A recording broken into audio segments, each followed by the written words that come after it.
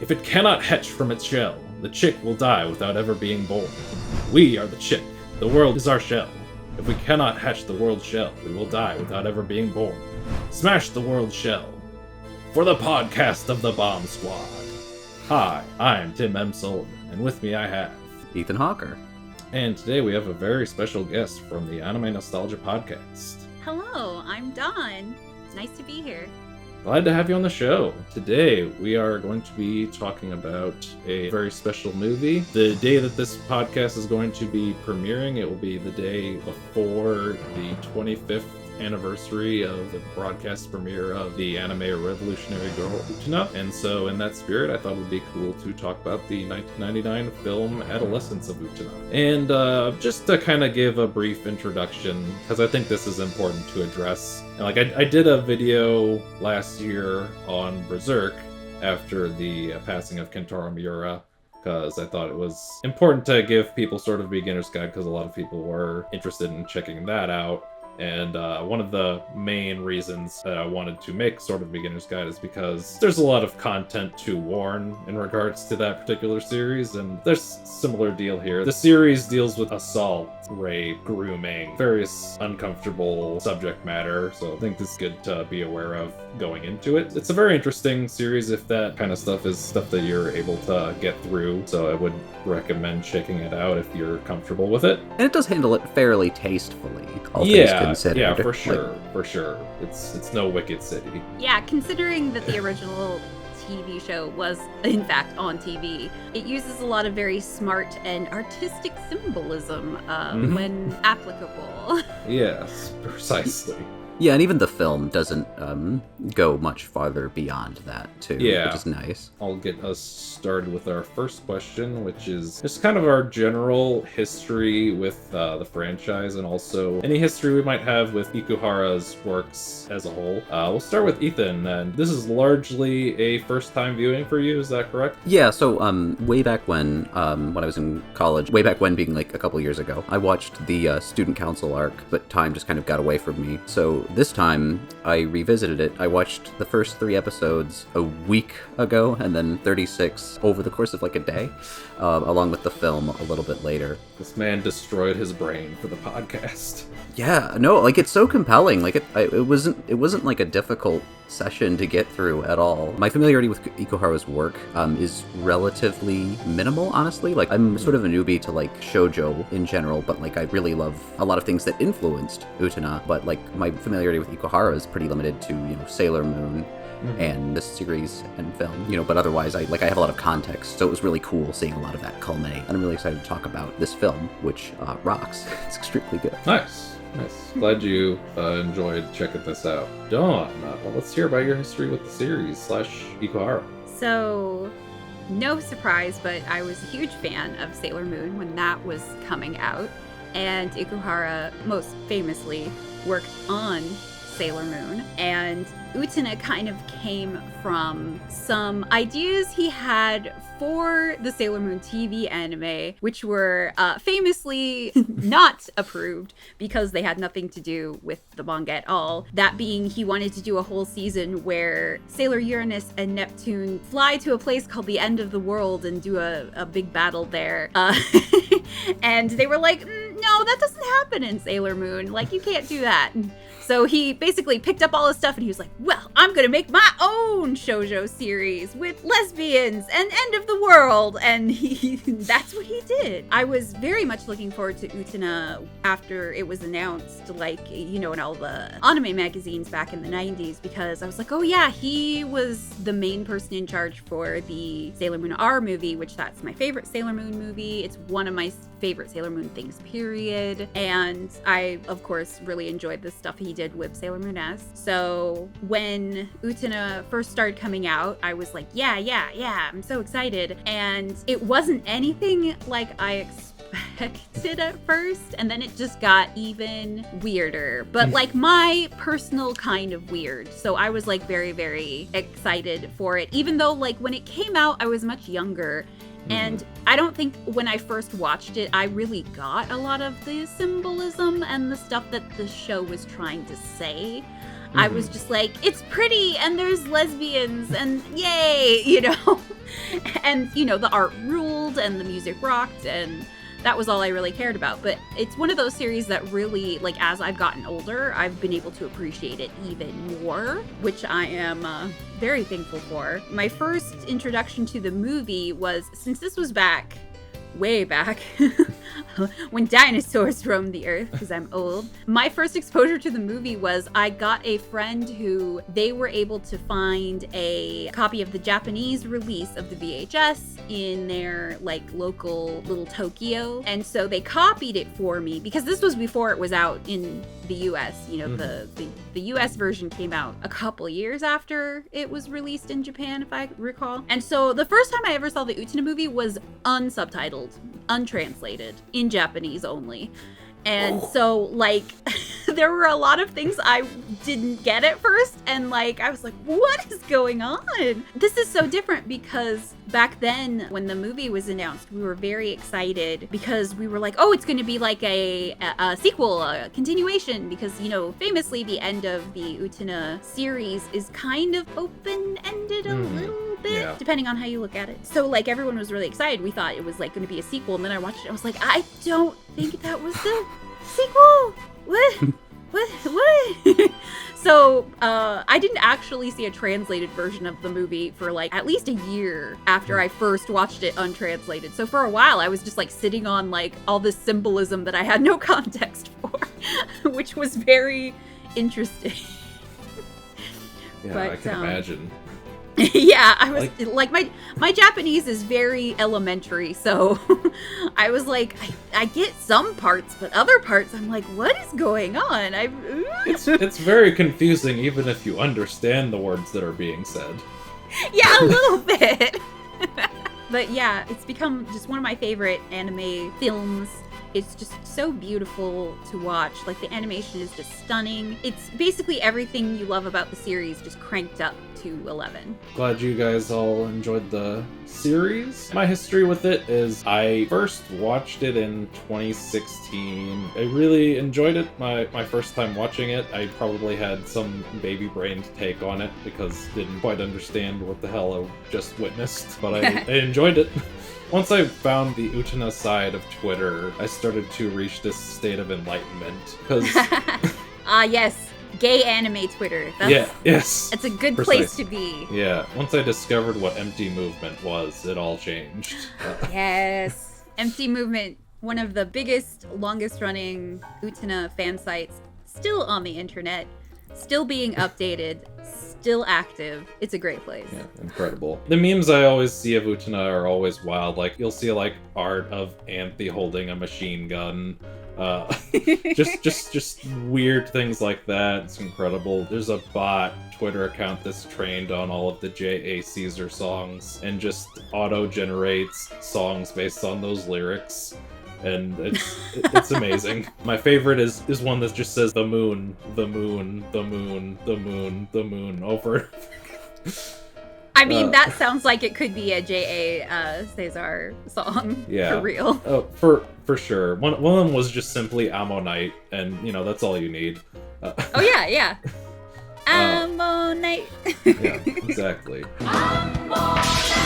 Yeah, it's just been very fascinating seeing the fandom of Utena. I do have some fondness for the dub. Like, it's charming in all the right ways. Like, and I'm just kind of a sucker for all of the dubs with that Central Park cast. And it's because I was conditioned. I grew up on 4Kids dubs of Yu-Gi-Oh! And Pokemon.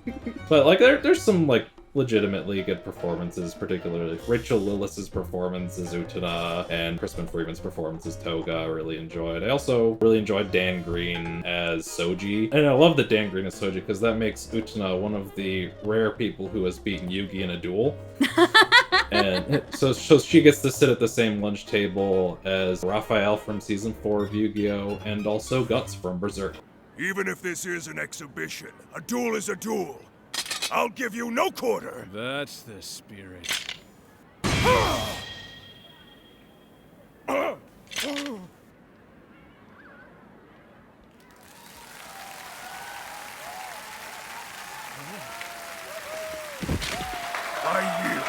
The dub is definitely a product of its time, but there are parts of it that are like quite nice. I do like the dub actor of Miki. I actually got to meet him at a con once, and nice. he's actually, like, in real life, he can play piano. He's a musician. Oh, that's awesome. And he actually gave a concert where he played the piano piece from the Utena TV series, the Sunlit Garden. And I was like, wow, oh my god, it's Miki playing the piano in real life. That's awesome. It's amazing. Yeah, the closest I've gotten to that was I got to see an Eric Stewart concert. But yeah, I really enjoy the series. When we were starting this podcast last year and I started thinking about hosting some episodes myself, this was one of the first movies that came to mind. It's like, I could host a podcast on this. And then the second thought I had was, yeah, this is exactly what Utena needs. A podcast where a bunch of white guys talk about it. But, you know, the thought kind of stuck in my head, and I thought it'd be an interesting one to talk about. I think there's plenty to say about it. My history with Ikuhara is kind of like Ethan's, a little bit limited, to be honest. I've only seen Utena, and then I've watched Sailor Moon up to like halfway through S. I still need to get around to watching the rest of that, but I've enjoyed what I've watched. You can hear me talk about that on the Sailor Moon R the Movie cast, which is one of our most popular casts. Ah, excellent. Good taste. Good taste, everybody. Yes, give our audience a round of applause. And I haven't been watching as much like seasonal stuff over the last couple of years, but I did make a point to check out Sarazanmai, which came out in 2019, and that show is something. It sure is something, all right. Yeah. It's wild. So with no further ado, let's just get right into our thoughts on the movie. We'll start with you, Dawn. Something I really love about the Utena movie, especially the more I watch it, you know, as the years go on, is the art direction. The art direction in this movie is so stunningly beautiful. Mm-hmm. Like, it is literally like watching these beautiful conceptual paintings in motion. Mm-hmm. Because they really went all out with making the school, Otori Academy, to be like this very sort of dreamy kind of almost nightmare place where the walls are constantly moving. There's all these open spaces with like all these very sharp pointed angles. There's a lot of very high, like catwalks almost, that people use to get around. And it almost is reminiscent of a sort of ruined prison, which was purposely done in the art direction. The art direction for this film was done by Shichiro Kobayashi, and he has this kind of very distinct aesthetic. Like, he was also the art director for Angel's Egg and Urusei A Beautiful Dreamer, which are other sort of dreamy, almost like nightmare quality sort of feeling movies where it almost feels sinister, but in a beautiful way. Yeah. The use of color is also very, very interesting because a lot of the color story in this movie is blacks, whites, and reds, which if you watch any of Ikuhara's stuff, he's very, very, very into using blacks, whites, and reds, especially during scenes of like peril or trauma. Lots of blacks, whites, and reds. And, you know, like we were saying before, you know, this baby can fit so much symbolism into it. So if you are super big into like art symbolism, film symbolism, like there is just so much going on. And since it's a movie, it had a way bigger budget, so it's basically like all the most beautiful parts of Utena the series, but just like constant. Like every frame of painting, it's just so gorgeous to look at. And one of the things I really love about it is that, like I was saying before, it's not really like a sequel to Utena, and it's not quite something totally different. It's basically like, what if we kind of did a soft reboot, but also most of the characters are kind of in on that. Like, they're self-aware that they've been through this before. So kind of like the feeling you got when you watched the new Eva movie. Yeah, or like an Utena Do You Remember Love quality to it, where it feels like meta commenting. And it's really obvious that they had a lot of fun sort of just revisiting these characters and doing it like almost proper in some ways, because like most famously in the Utena series, one of the major complaints was the relationship between Utena and Anthy was very downplayed. But in this one, it's like front and center. Like, there is no denying their relationship in this movie. Yeah. It is very, very much on screen canonical. Yeah. It's really hard to fully express just how beautiful and happy this movie makes me, because like, it's a love story, but it's also a movie about trauma. It's also a movie about friendship. It's also a movie with a lot of symbolism about all of those things. And it's also just a beautiful art piece that Ikuhara put together with this amazing staff of people. I always love getting to revisit it, because every time I rewatch it, it feels like I noticed something different this time. It's just like, ugh.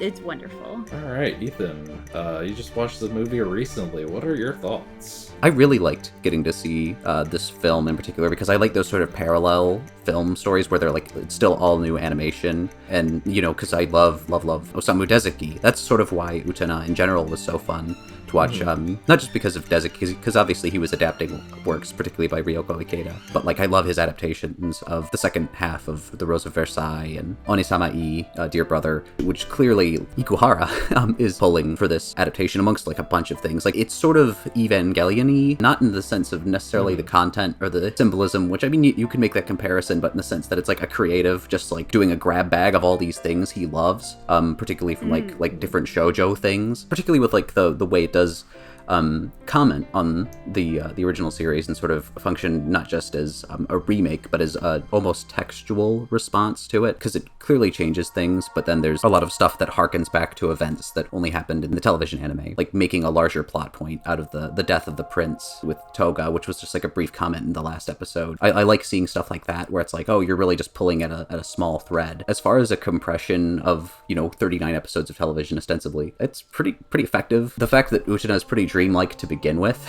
definitely helps. Yeah. I think it's the character's name is Keropon, the alligator guy. You see, I love that little interstitial where Ikuhara is just like, okay, let's cram in all the little mascot characters and stuff, since we can't fit them in for the film proper. And like, even in a film where like it's a bit more serious than the show as a whole was, Ikuhara still finds time to cram in some of that absurd comedy that like really heightens the contrast of it. I think that's part of the reason Utena is so effective, is that it'll take itself very seriously and then immediately just diverge into complete absurdity, oftentimes within the same scene. Ikuhara is not afraid to do that, even in the big budget movie version. I like the fact that Otori Academy is, like you said, like a prison, but it's open. Like, there's no like classrooms or anything really. Even the quote unquote like more closed spaces, like there's like a big hole in the wall or that sort of thing. Like the way it is a prison, yet it's like completely open. There's something to be said about that somebody smarter than me could say. But just like as a design quality, I like it. And I guess that does make sense. Sort of prisons of our own making kind of thing. Yeah, I think one of the designers actually said that they intended it to almost feel like a bird cage. Yeah, that's completely accurate. I think Anthe in particular is treated as a caged bird throughout. There's so much to love about it. My favorite part is probably the final act, but we'll get into that because it's a really good time. Back to you, Tim. Awesome. Yeah, glad you enjoyed it, Ethan. Yeah, my thoughts on it are pretty much along the lines of you guys. Like, I think it's a really interesting, just kind of reimagining. I kind of like the ways that like the characterizations are a little different. Like, you have kind of different character dynamics with some of the characters, which I think is kind of neat. And like, I read about the things they were kind of trying to do with the production. Like Ikuhara was talking about, like, he just wanted to be able to do the things that he wasn't able to do in the show, and like he jokingly said, I want to make it more naughty. Yeah. And now for the real scandalous videotape. Here we go. So you have much more explicit, direct depiction of Utena and Anthe as a couple, and you have a lot more characterization on Toga, and they make him much more sympathetic, which is definitely interesting. And yeah, design-wise, it just looks incredible. Like, every frame is a painting. They definitely did an interesting, like, great job of just kind of taking something that was already great and making it great in a completely different way. It's sort of its own separate canon in a way. You could theoretically watch this with no context of the show, but I think with the context of the show, it definitely adds a much deeper level of appreciation, like seeing how it's kind of diverged from what was in the original series. and how it's able to do things that the original series wasn't able to do. Now we're going to take a quick ad break, and we will be right back.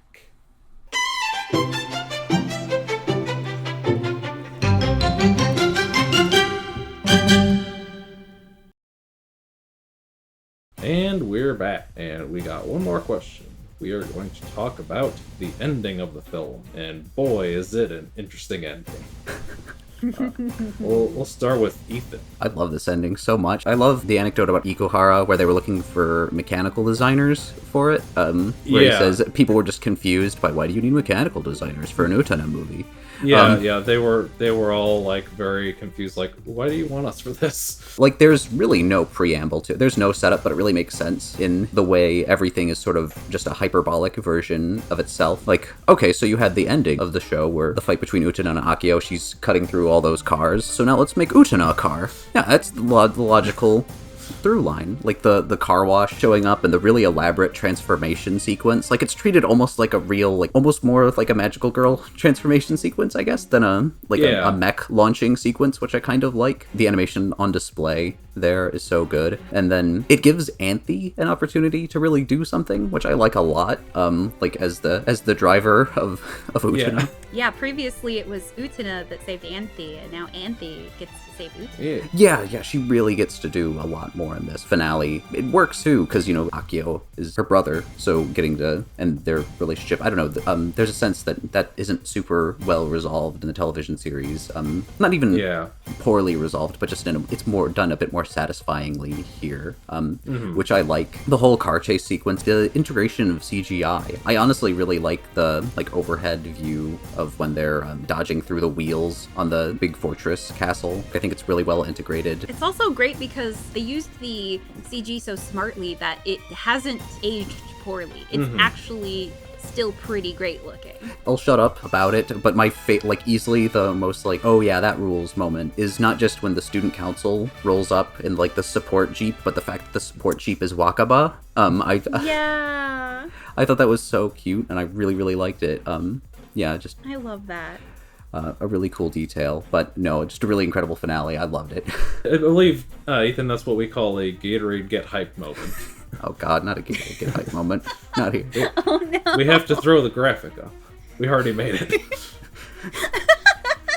Well, I'd hate to disappoint our graphics department. Exactly. All right, Dawn, let's hear your thoughts on the ending. Oh, the ending is so good because, you know, it works on so many different levels. Like, if you're not really thinking about it, if you're just watching it as is and not really thinking too deep about it, you're like, yeah, this is really great because, you know, like I said, like, Anthe saves Utena.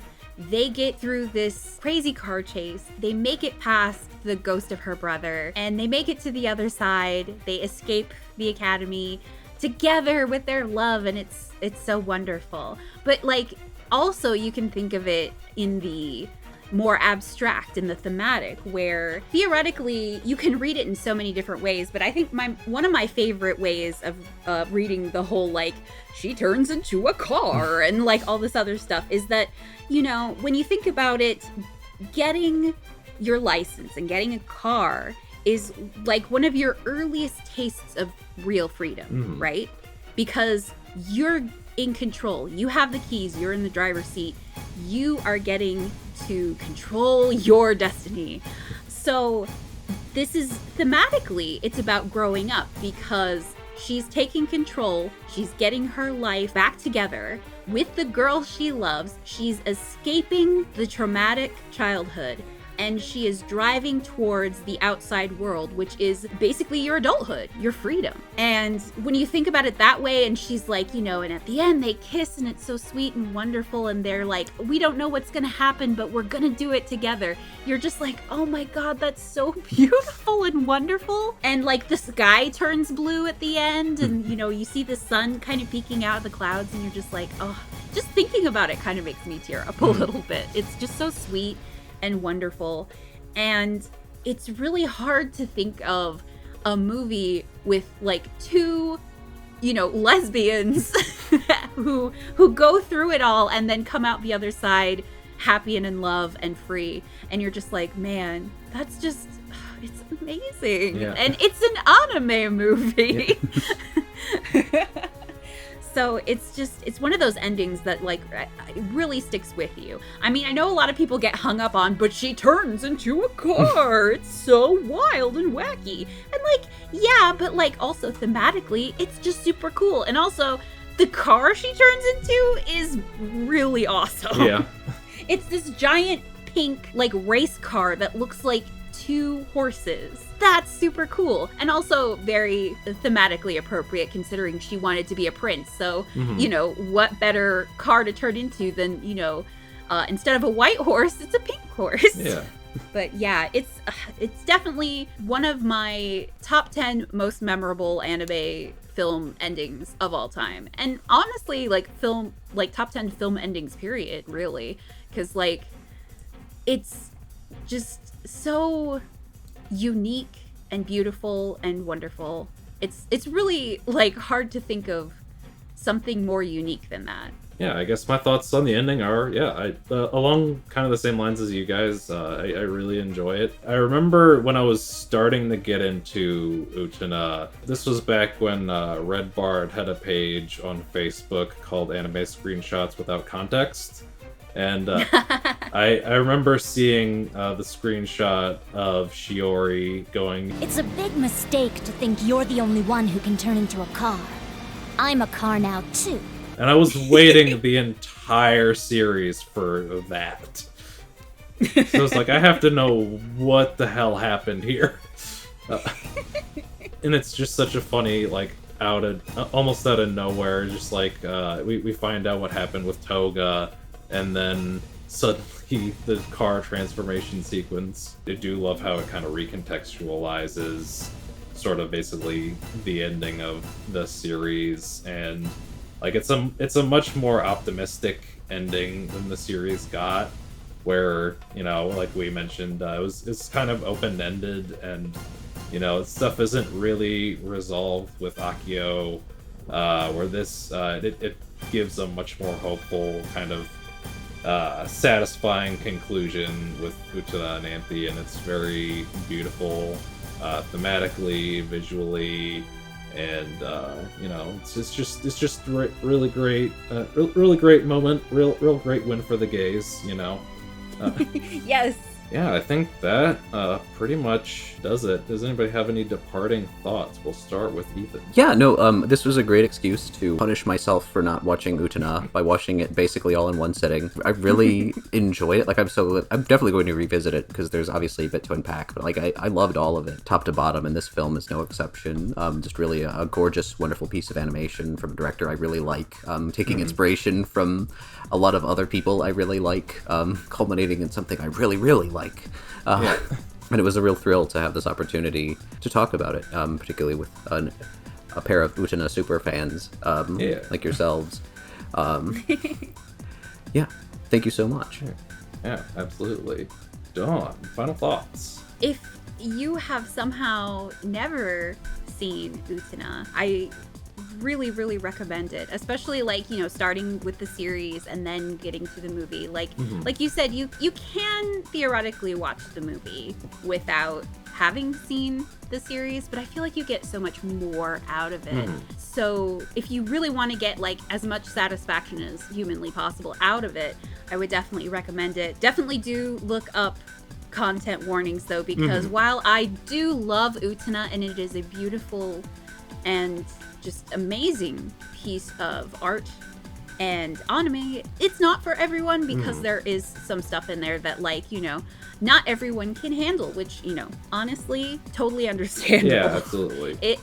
It can get pretty heavy. I mean, even like I said, even at the beginning, like some of it's like kind of artfully, you know, done with a lot of symbolism. But, you know, there's still a lot of stuff. If you think too hard about it, you're like, oh God, that's not good at all. Yeah. And it is more like outright said in the movie than the series proper. But it's amazing that this series is, gosh, 25 already. Oh, yeah. Like I feel. Starting to feel my age. But it still holds up so incredibly well, and especially as a piece of something that can be easily, labeled as a piece of LGBTQI plus fiction and art. It's something that in the 90s was really not common.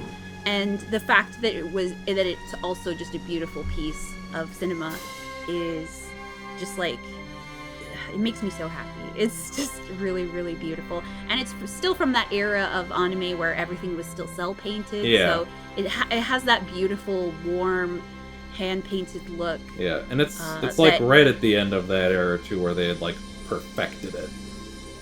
Yeah, it's really stunning, really beautiful stuff to look at. I can't recommend it enough. It's wonderful. And so many amazingly talented people worked on both the series and the movie. If you are a fan of art and film, like, just do yourself a favor and, try to watch it. Yeah. I know the series is streaming online for free or cheap in various places, and I know the movie is streaming for free on Retro Crush with ads, I think. Honestly, you don't have any excuse. Yeah. You don't even have to go pay for it if you don't want to. Yeah, there you go. Yeah, my final thoughts are kind of on the same lines as Dawn's. It's like, I think it's a great movie. I think it's a great series, and like we've barely scratched the surface on this podcast. There's so many layers to this onion. It's wild. And like it's also kind of interesting to see how, like, in the last maybe decade or so, it's had this very prominent effect on like Western media too. Like you see it kind of referenced in a lot of Cartoon Network stuff, like Steven Universe. And recently there was something that kind of went viral, sort of, where there was a shot from the tragedy of Macbeth that kind of echoes the hallway in Utah, which was interesting. Oh. So we got some interesting kind of like Western inspirations from Utena, which is kind of interesting how it's echoed through popular culture over the years, and how it continues to find new fans, even to this day, 25 years later. This is a very, very interesting, very fun series to get into. If you enjoyed this podcast, if I can make one person go down the Utena rabbit hole, I've done my job. Yeah! So, I think that is about gonna do it for us. Dawn, thank you so much for coming on to the show. Feel free to plug anything you'd like to plug. Well, thank you so much for having me. I'm a big fan of the gays as being a bi lady myself. Hey. So, but yeah, any excuse to talk about Utena, I love it. Like you said before, I'm also the host of the Anime Nostalgia podcast, which is a podcast that I run on my own. We talk about anime, manga, and fandom history from before the year 2000. So like all those great 90s, 80s, 70s, 60s things that sort of shaped what anime and manga and fandom is today. We talk about all that kind of stuff there, and you can find it pretty much wherever you get podcasts, and you can also find the blog at animenostalgia.blogspot.com. Nice. All right. So that is going to do it for us today. Thank you for tuning in. If you are listening on any of the audio platforms, feel free to give us a review. It helps boost us in the algorithms. If you are watching on Spotify video, thank you for watching this uncensored version. I don't know if we even said any curse words that would get censored, but I'll throw a in there for good measure. There you go. And then also please support our Patreon so we can continue to make good content. And if you are watching on YouTube, thank you for watching. Please feel free to leave a comment below. Let us know. Have you watched the Utena series? What are your thoughts on Adolescence of Utena? What are your thoughts on car chase scenes? Let us know. And while you're down there, please give us a like if you liked the video, and hit subscribe if you want to see more of our content, and hit the bell icon so you can see whenever we upload new stuff. Tune in next week for an Ethan hosted podcast on Ralph Bakshi's Fritz the Cat. Thank you all for tuning in, and remember, I got a fever, and the only prescription is more cowbell. Farewell. God. Awful. 絶対運命目視録 They slid my ticket across the table and I said, sorry guys, I gotta see about a girl.